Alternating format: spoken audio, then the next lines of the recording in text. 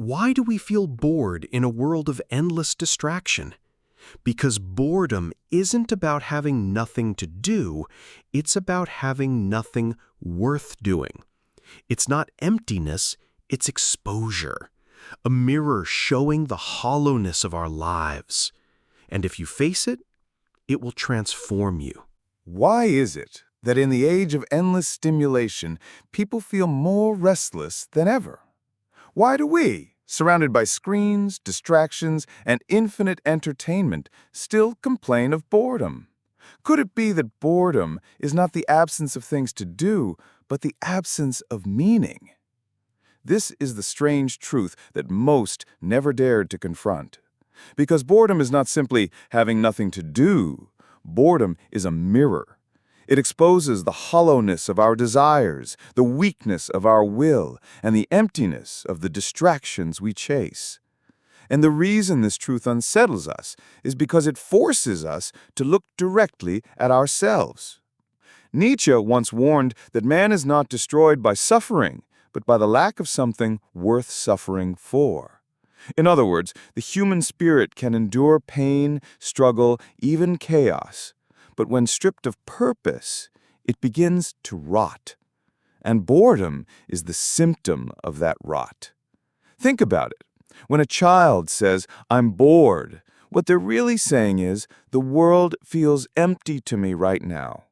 When an adult feels bored, despite having work, hobbies, and endless scrolling content, it means that their activities no longer carry the spark of necessity. They no longer believe in the value of what they're doing. And this absence of belief creates a gnawing void. This is why boredom feels so unbearable. It is not neutral, it is corrosive.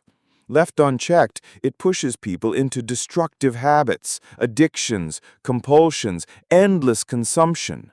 Because the human spirit cannot tolerate emptiness. When the will lacks a higher direction, it turns against itself. But here is where the paradox lies. Boredom is also a signal. It is a warning that the life you are living does not align with the depths of your being. It is the crack in the mask of modern comfort, showing you that cheap distractions cannot substitute for real meaning. So the real question is not, how do I escape boredom? The real question is, what is boredom trying to tell me? Because boredom is not the enemy, it is the doorway, a passage into something deeper. And those who dare to walk through it, those who refuse to numb themselves, discover a hidden freedom. Because on the other side of boredom lies not just activity, but awakening.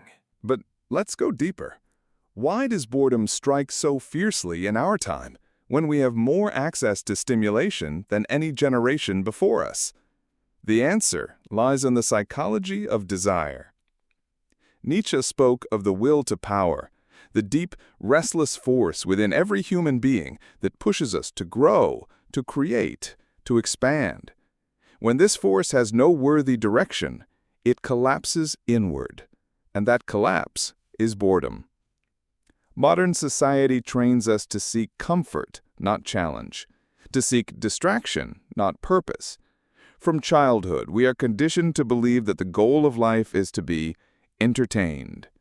Television, video games, social media, all engineered to feed us a constant drip of novelty. But novelty is not the same as meaning. Novelty excites for a moment, then decays, and the faster we consume it, the emptier it becomes. This is why social media never truly satisfies. It dangles endless fragments of stimulation, but never a foundation of purpose. It feeds the nervous system, but starves the soul. And boredom emerges as the backlash, the body's protest against a life wasted on surfaces. Psychologists call this the hedonic treadmill. The more stimulation you consume, the less it satisfies you. And so you need more and more and more, until even excess feels hollow. At that point, boredom is no longer the absence of pleasure, it is the saturation of it. But here lies a deeper layer, one Nietzsche understood well.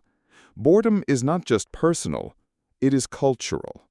A society that has lost its higher values will always drown in boredom, because when there is no unifying vision of greatness, no higher struggle, no transcendent horizon, life shrinks into trivialities, and trivialities cannot sustain the human spirit.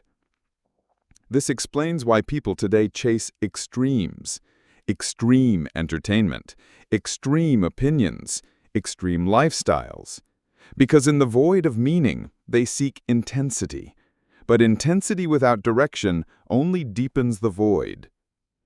Nietzsche warned of the last man, the figure who lives for comfort, safety, and distraction. He feels no higher calling, no thirst for greatness. He avoids suffering, avoids responsibility, avoids risk. And yet he is plagued by boredom, because deep down his spirit still hungers for challenge, even as he denies it. This is the unsettling truth. Boredom is not proof that life is empty. It is proof that your spirit demands more risk, more responsibility, more depth. And until you face that demand, no distraction will save you. So what happens if you stop running from boredom? What happens if instead of numbing it with distractions, you lean into it, listen to it, allow it to reveal its truth? This is where the transformation begins, because boredom, when endured, becomes a doorway to creativity, to growth, to self-discovery. History is filled with examples. Great thinkers, artists, and philosophers all faced boredom, but they used it as a furnace. In the stillness of boredom, the mind turns inward. It begins to dig, to search, to imagine. And out of that search comes creation. Nietzsche himself, wandering the mountains alone, endured vast stretches of solitude. He embraced boredom not as a weakness, but as a crucible. From it emerged his greatest insights. Likewise, Schopenhauer once wrote that boredom is evidence of the emptiness of existence, but also the spark that drives man to seek higher meaning. Without boredom, there would be no philosophy, no art, no breakthroughs. Yet society today does everything possible to protect you from boredom. It shoves entertainment into every second of your life. Waiting in line? Check your phone. Sitting alone? Put on music. Feeling restless? Scroll endlessly. But in protecting you from boredom, society also robs you of depth. Because the man who never confronts boredom never discovers himself. This is the strange truth. Boredom is not the end of meaning. It is the beginning of it. It is the silence before the song, the stillness before the breakthrough, the empty space where the seeds of greatness are planted. But only if you dare to stay in it. Psychologically, this is why mindfulness, meditation, and solitude feel so uncomfortable at first. They strip away the noise, leaving you alone with boredom. But if you endure that discomfort, something shifts. The mind begins to clear, the spirit begins to rise, and slowly boredom transforms into vision. Now imagine what this means on a societal level. A culture that refuses to face boredom is a culture that drowns in distraction. It loses the capacity for depth, for greatness, for transcendence. But a culture that embraces boredom, a culture that values stillness, solitude, and silence, can give birth to new heights of art, thought, and human possibility. The takeaway is clear. Boredom is not your enemy. It is your compass. It is the proof that your soul was not made for endless scrolling or shallow pleasures. It was made for something greater. And boredom, unsettling as it is, points the way. So the next time boredom grips you, resist the urge to escape. Instead, ask, What is this silence demanding of me? What deeper truth is it forcing me to confront? Because if you dare to answer, boredom will not destroy you. It will awaken you.